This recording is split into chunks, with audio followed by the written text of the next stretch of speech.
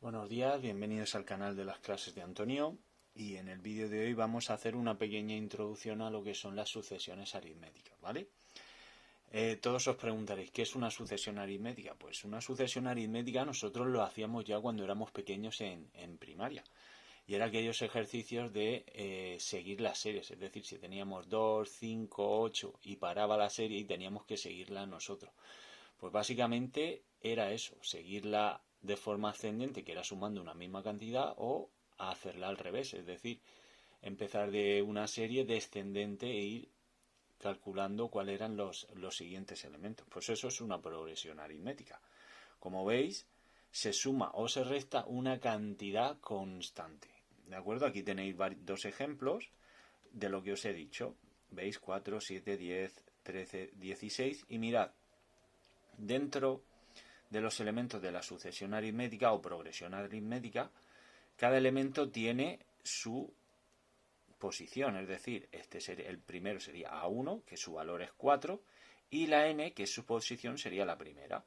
Aquí lo mismo, el 13 sería el A4, su valor es 13 y su posición sería 4, la n sería 4, ¿de acuerdo? ¿Y cuál es la cantidad que se suma constantemente en este caso? Pues como podéis ver, sería rápido, mentalmente se puede hacer. Ya en vídeos posteriores pues veremos más detenidamente qué fórmula nos puede ayudar para calcular la diferencia. Como veis sería 3, ¿de acuerdo?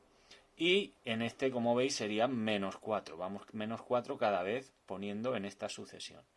Como os he dicho antes, el AN es el término de la sucesión, N es la posición que ocupa el término en esa sucesión, y por ejemplo el A3 es el término y su posición sería la tercera, ¿de acuerdo?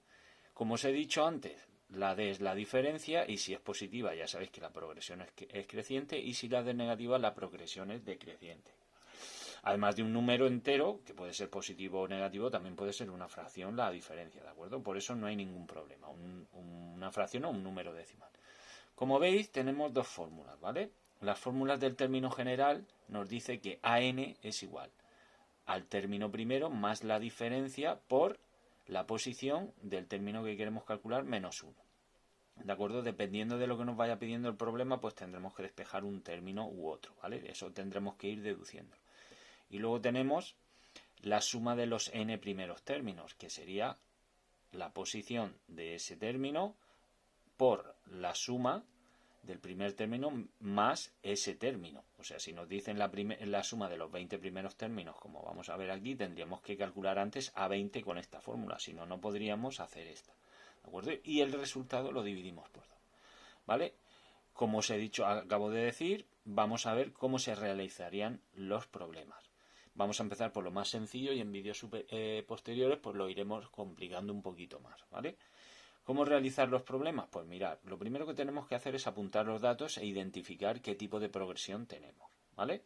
Una vez sepamos eso, aplicamos la fórmula que debamos hacer y despejamos según nos pidan, ¿de acuerdo? Si nos piden calcular la diferencia, despejaremos de una manera, si nos piden calcular el A1, lo haremos de otra forma, pero eso ya como os he dicho, será en vídeos posteriores. Pues mirad, vamos a coger como ejemplo de ejercicio este ejemplo y nos dice primero que debemos hallar el término general, ¿vale? O sea, tenemos la progresión y nos dice hallar el término general.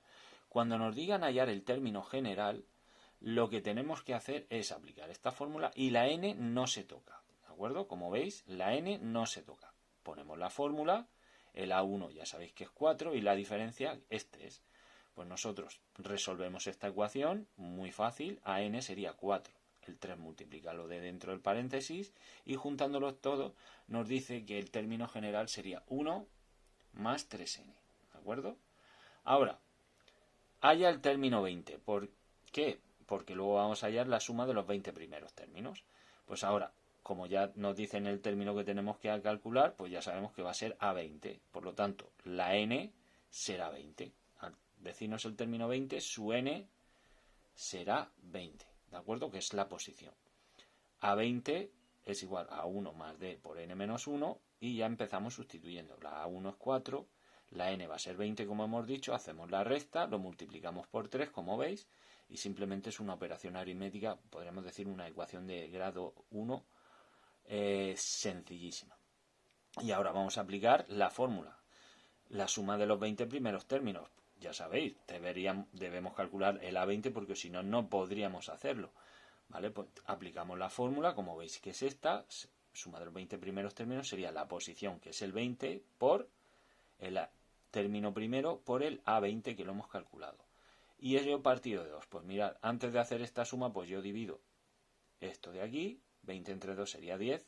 Hago la suma y la suma de los 20 primeros términos sería 650. Como veis, estas fórmulas nos ayudan a no tener que estar sumando y hacerlo de manera, como diríamos, a la manera antigua.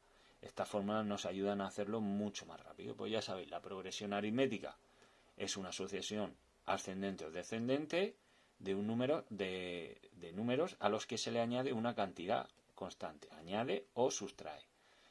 Lo que os he explicado, y estas son las dos fórmulas. Como veis, este ejemplo es muy sencillo y como ya os he dicho anteriormente, veremos casos más complicados donde incluso tendremos que usar los sistemas de ecuaciones para aplicar y calcular lo que nos pidan de una progresión aritmética. ¿De acuerdo? Cualquier duda que tengáis o aportación que queráis hacer, ya sabéis, a los comentarios, o si no, luego me lo preguntáis en clase. ¿De acuerdo?